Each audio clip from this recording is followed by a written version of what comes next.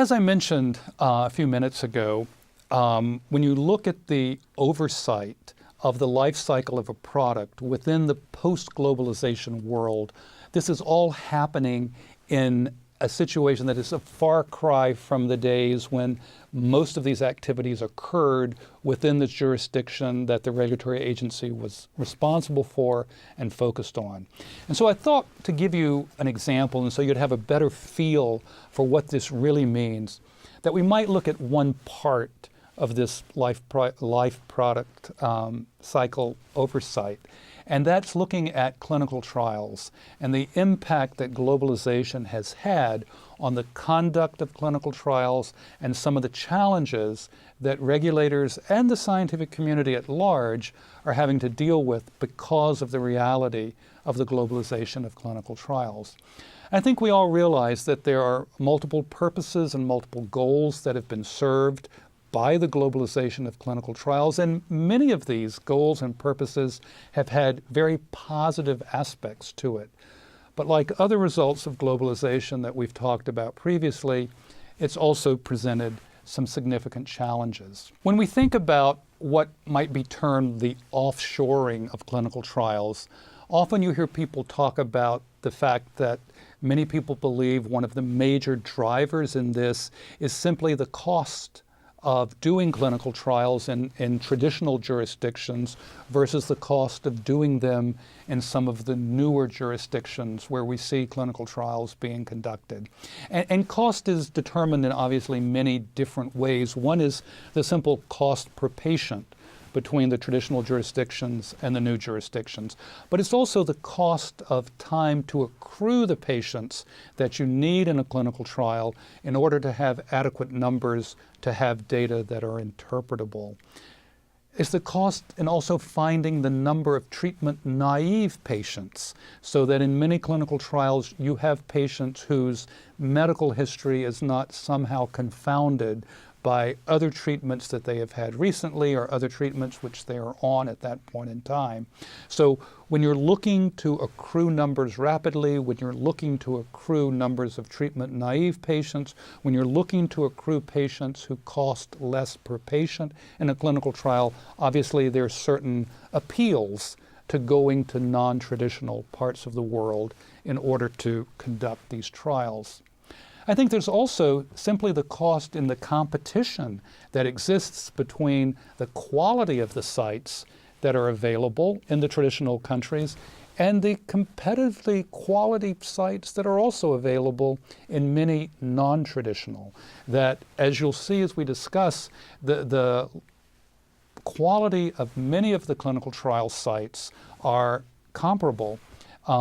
in traditional and in non-traditional, and this obviously brings a real competition into where clinical trials can be done. So because of this, as you can imagine, we've seen over a recent period of time driving many clinical trials to parts of the world that previously had not seen a large number of clinical trials, particularly the emerging economies of Eastern Europe, of Latin America, and certain parts of Asia. As I mentioned, the offshoring to reduce costs has been something that has resulted in conducting clinical trials in these emerging economies because the costs to do so in many situations are significantly less than in the US, and I'll show you some data about this in a few minutes. I think when you look at some of the data, since 2008, there has been a double-digit annual growth rate in phase 3 clinical trials conducted in emerging economies. And these are phase 3 trials that are not being used always simply for local marketing or local registration purposes, but often these are phase 3 clinical trials that are going to be used as the primary evidentiary support for a marketing application in the United States or in the European Union. If you look back approximately 25 years ago, less than 10% of primary investigators for clinical trials in US NDAs were from emerging economies. And as recently as 2008, when you looked at the primary investigators in clinical trials in US INDs, that number had risen to just over 40% in that 20-year period.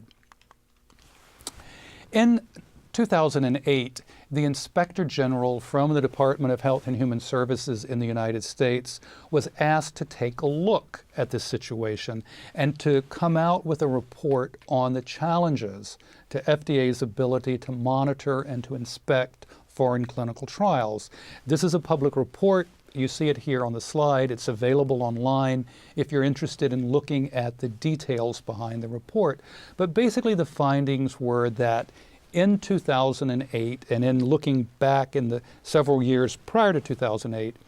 even at that point in time, which is now about 7 years ago,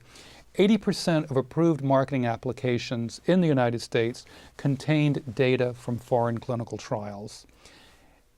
U.S. NDAs contained data from 200,000 patients that were recruited at greater than 6,500 sites outside the U.S., and that FDA was able to inspect only 1.2% of these clinical trial sites overall. And when you divided clinical trial sites that were inspected by FDA when the marketing dossier review was undertaken, almost 2% of the domestic sites were inspected, where a little bit less than 1% of the foreign sites were able to be inspected. So these challenges in conducting foreign inspections, according to the Inspector General, were believed to inhibit FDA's ability to monitor foreign trials whose data were being submitted as primary evidentiary data to support marketing applications for the United States. If you look at some of FDA's data at the monitoring that they do for clinical trials, this gives you a little bit of the idea of the numbers of inspections that are done and the kinds of inspections that were done in the kind of first decade of the 21st century. And you see that there are the brown at the bottom are the good laboratory practices, the green are the numbers of bioequivalents, the yellow are the IRB or ethics committees, the larger dark purple are really the clinical trials, and the small blue amounts there are really kind of for-cause spontaneous inspections that are undertaken. When you look at the number of international clinical inspections, you see the number here is, as you would expect, a small percentage of the numbers that you saw previously. But I think you also see how over that 7 to 8 year period, there was a steady growth in the number of international clinical investigators inspections that FDA undertook. And for example, if you look at, because of the number of generic drugs that were coming into the United States, applications for generic drugs that were being manufactured in India, you see this exponential number increase in the number of bioequivalence clinical trials and analytical sites in India that were inspected by FDA, as opposed to the fact that before 2003, there really had not been bioequivalent inspections by FDA in India, because at that point in time there had not been a need. But as you see the difference, you see the impact of the globalization, not only of where the products are coming from, but as this part of the discussion is trying to focus on the clinical trials data that support those marketing applications.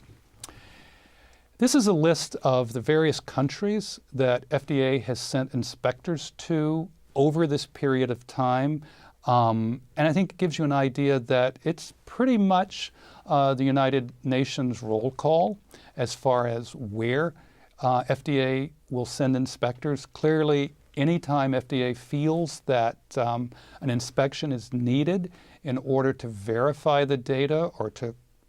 check the veracity of the data that they have been given, they will send inspectors to that clinical trial site, just as they would send them to the site in the United States had that trial been done in the United States.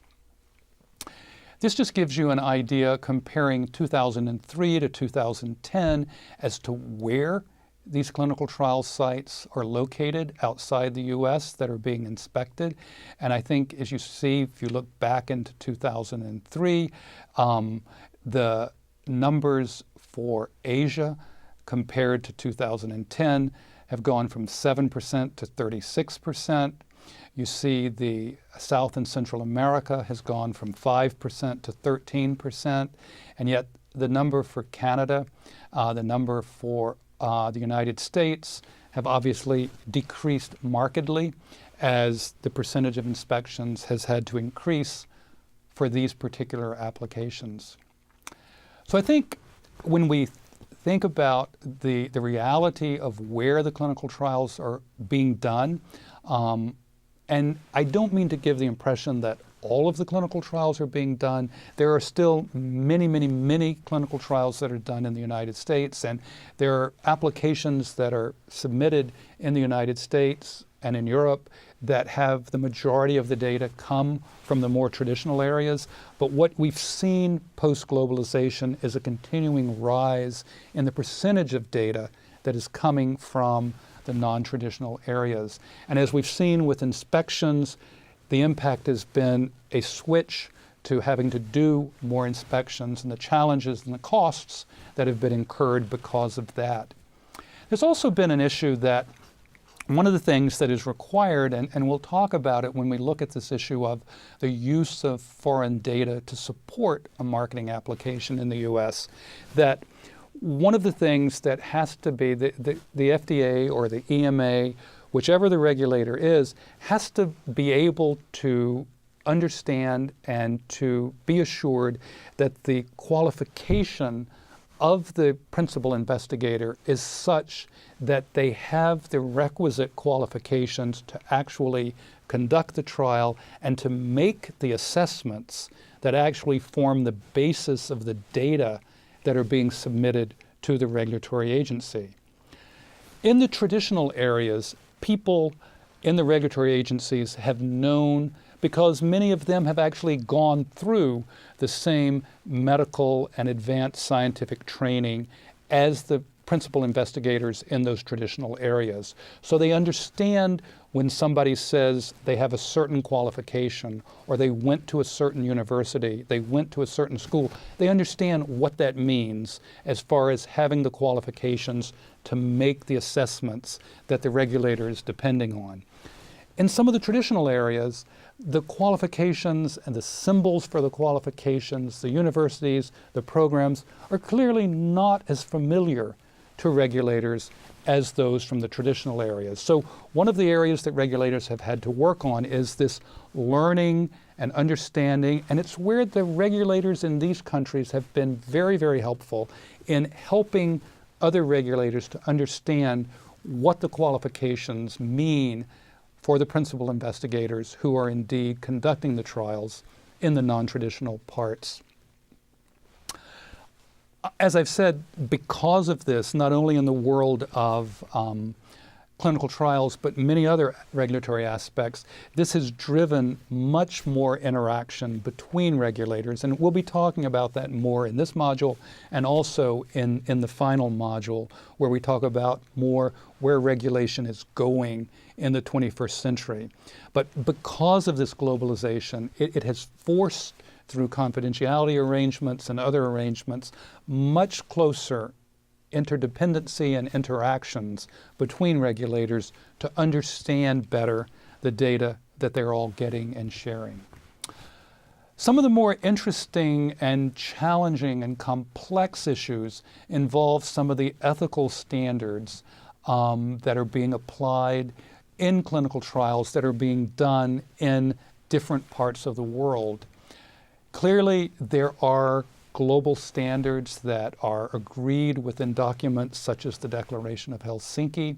The idea of ethics committees and individual ethics and kind of what is expected so that when consent is given, we kind of know what that means and we think we know what that means. But I think in reality what we're finding is that often it means to a given person what it means within the context of their own community and their own experience. And whether that is being translated into other areas is an area of great challenge and much discussion.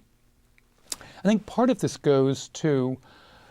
situations where clinical trials, for example, use the standard of care as a comparative or as a part of the definition of what's happening. And what does that mean when the standard of care basically is no treatment, as opposed to the standard of care is access to a certain care that might be available in a more traditional place where clinical trials have been conducted, as opposed to one of the less traditional places. What does it mean, for example, when we talk about consent? Again, when it's thought about traditionally in the context of one's own experience and one's own culture, what does it mean in many social contexts that are different from the context in which the data from that trial are now being used? And I think part of it has to go with the issue of looking at the data and saying, is this data that comes from a trial that's been conducted in a way that we feel as an agency that we can use this data, that it was indeed collected ethically, because we are only allowed to use data that is collected in an ethical manner. And when there are these differences in consent based on the cultural and the social realities of different communities around the world, it brings interesting questions into how different regulators choose to or not to use that data based on this knowledge. So there's this issue of how do you judge the ethics of the data under which the data were collected when the trial is done in a place? Do you do it under the local perspective on ethics, or do you do it during your own perspective and your own cultural expectations for ethics? And how does this all fit in with the reality of the international ethics documents that WHO puts out and that are incorporated in areas such as the Declaration of Helsinki? And I think as more and more data come from countries where these kinds of issues are issues that come forward, it brings these issues more to the forefront in the acceptability of data that are done in this post-globalization world. And finally, one of the more intriguing and one of the more, I think, long-standing discussions is the issue of a regulator looking at data and saying, is this data relevant to my jurisdiction? Is it relevant to how this product is going to be used in the medical system that my jurisdiction use? So what does this data tell me about how this product is going to perform in my fellow citizens and in the healthcare medical system that we have in my jurisdiction, if it comes from a part of the world where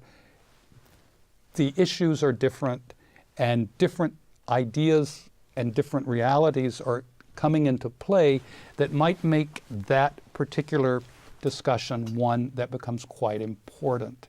Now, I know people are talk quite often about, are there differences genetically in populations? Are there differences in what were called intrinsic factors, such as genes? Or are there,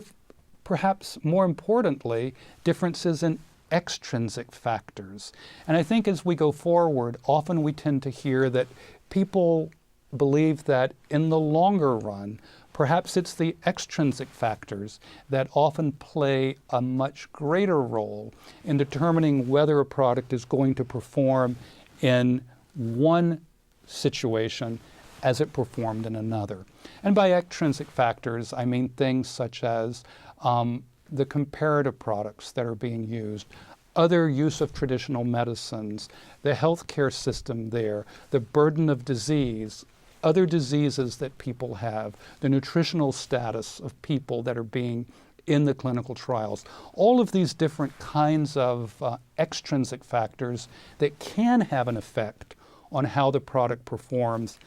has to be taken into account when you're trying to figure out, do these data tell me how this product is going to perform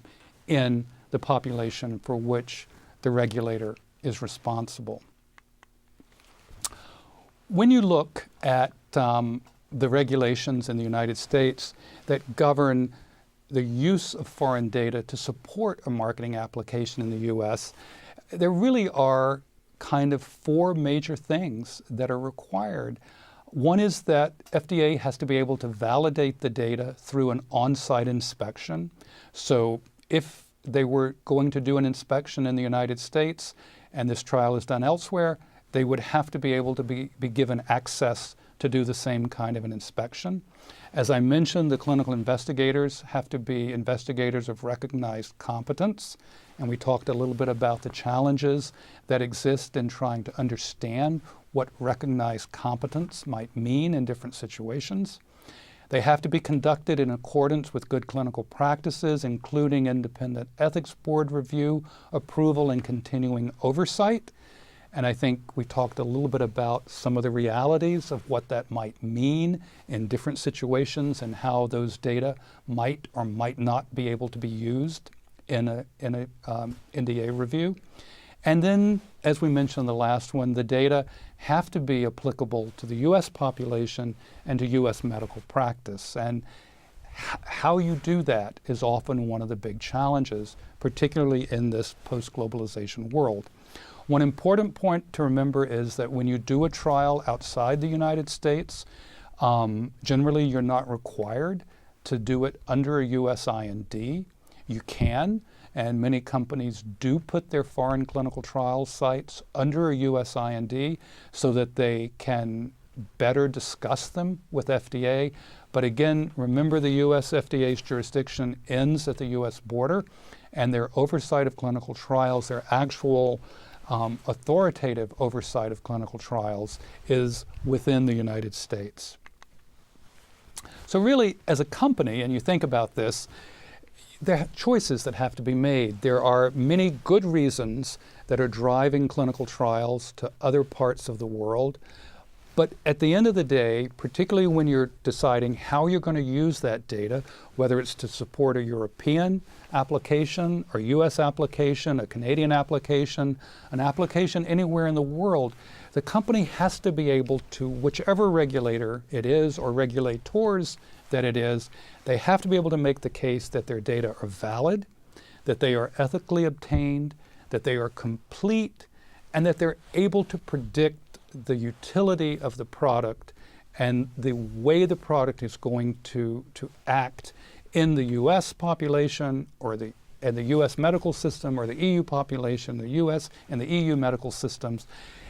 That's a fundamental part, and it's something that many companies spend a tremendous amount of time discussing and planning as they make this decision of using the opportunities that the post-globalization world presents us, but also these very, very real challenges that the post-globalization world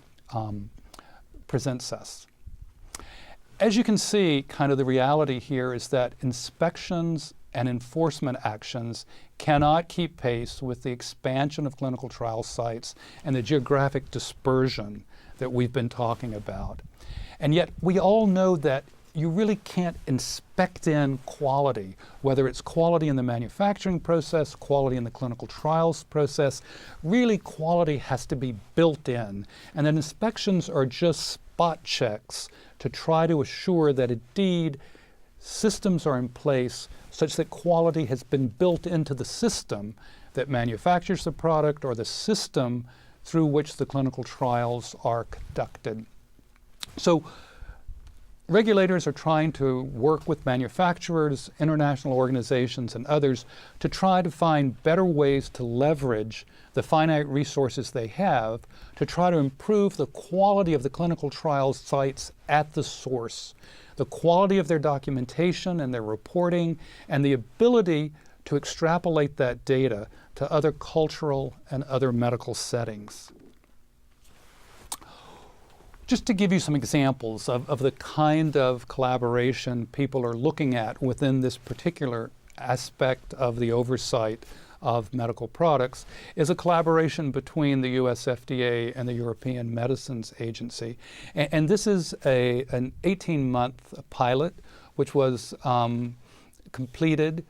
fairly recently, looking at good clinical practices, where they did joint and observed inspections, they did information exchange, and they would share best practices on guidance documents, so that hopefully the goals being at the end to align where indeed the inspections can be aligned, because the good clinical practices themselves were aligned through the ICH process, to really move from confidence building through these kind of exercises to what you're beginning to see as having confidence in each other's inspections, so that you don't have to do repeat inspections of good clinical practice inspections, that we can better rely on each other's inspections, so that the resources that the Europeans have, the Americans have, the Canadians, others have, can be used to inspect a larger percentage of the trials that are done in various parts of the world that are part of the marketing dossiers that come to each of those regulators.